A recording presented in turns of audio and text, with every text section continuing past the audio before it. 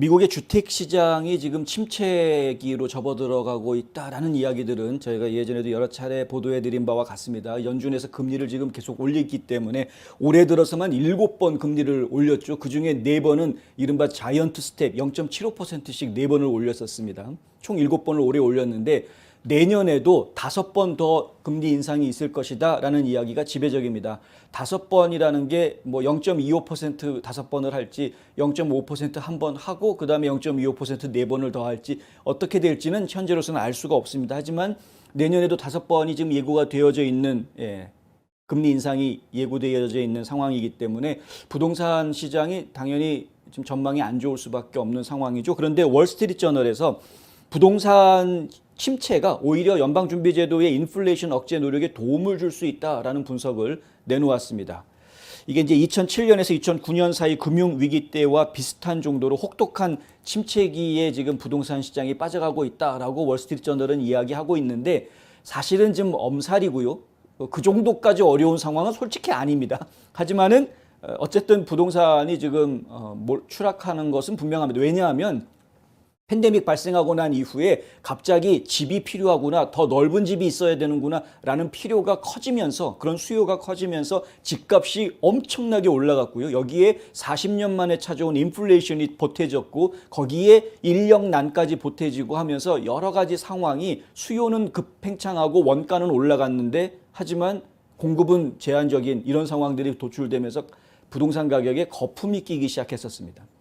그러니까 거품이 꼈던 것들이 빠져나가는 시기로 보는 것이 사실은 합당한데 하지만 시장에서 주택을 사려고 하는 사람들이나 팔려고 하는 사람들 입장에서 특히 부동산 에이전트들 입장에서 볼 때는 이거 예전 같지 않은 상당히 심각한 지금 불경기를 체험하고 있는 이런 모습인 거죠. 지난 2020년 3월에 코로나19 사태에 따른 재택근무의 대중화, 넓은 주거 공간을 원하는 미국인들의 요구가 폭발하고 당시에는 제로금리가 있었죠. 제로금리가 맞물리면서 비정상적인 부동산 과열이 지금 확 불어올라서 거품이 잔뜩 끼었었는데 근데 지금 금리를 올리면서 금리의 힘에 의해서 이 부동산 열기가 급속하게 냉각되고 있는 상황이다. 30년 고정 주택담보대출 평균 금리가 지난 3월에는 4%였는데 가을에는 7% 이상으로 솟았다가 지금 살짝 떨어진 상황이긴 합니다. 6.5% 정도로 떨어지긴 했는데 이게 다시 올라갈 수밖에 없는 지금 형편이긴 합니다.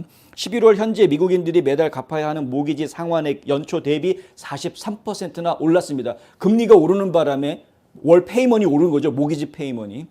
물론 이제 모기지 페이먼을 매달 바꾸는 경우는 거의 저희가 잘 못 봅니다. 물론 1년 단위로 모기지 페이먼이 바뀌는 거를 저희가 보기는 하는데 바꿔서 이야기하면은 올해 내셨던 모기지 페이먼보다 내년에는 한 40-50% 정도 더 비싼 페이먼이 나갈 걸 각오하고 된다는 그런 이야기이거든요.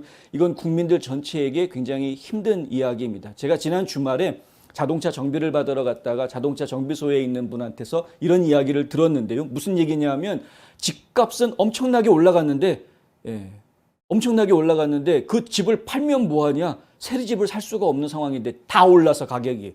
그 얘기를 하나 하더라고요. 그러면서 그 다음에 하는 이야기가 더 가관이었습니다. 집값 올라가지고 내가 좋은 게 뭐가 있느냐.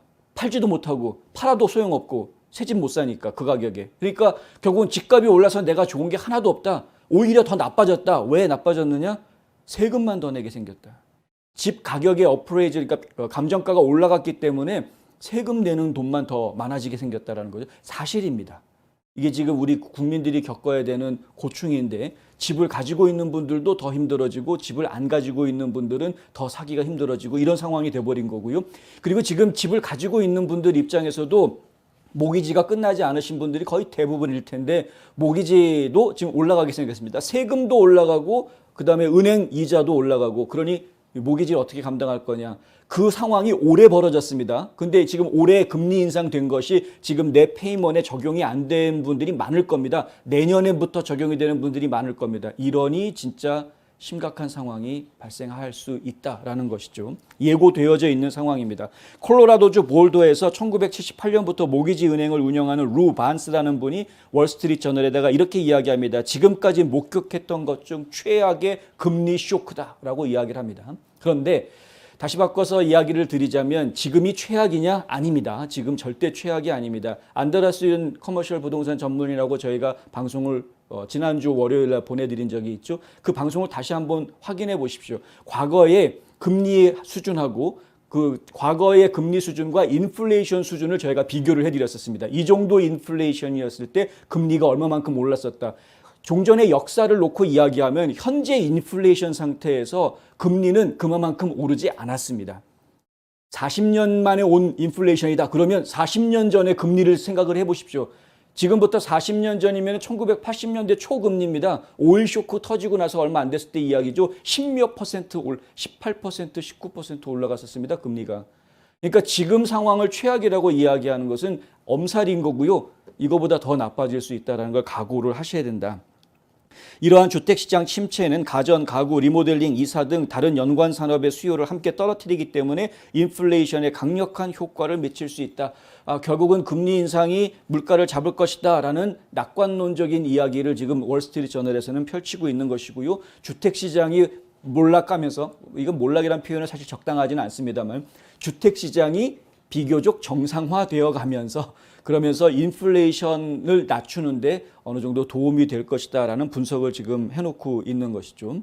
근데 그렇게 되면 다행인데 그렇게 되지 않을 수도 있다. 이거보다 더 나빠질 수 있다라는 말씀 다시 한번 드리고요. 자세한 내용은 저희 newsandpost.com 웹사이트에서 보실 수 있습니다.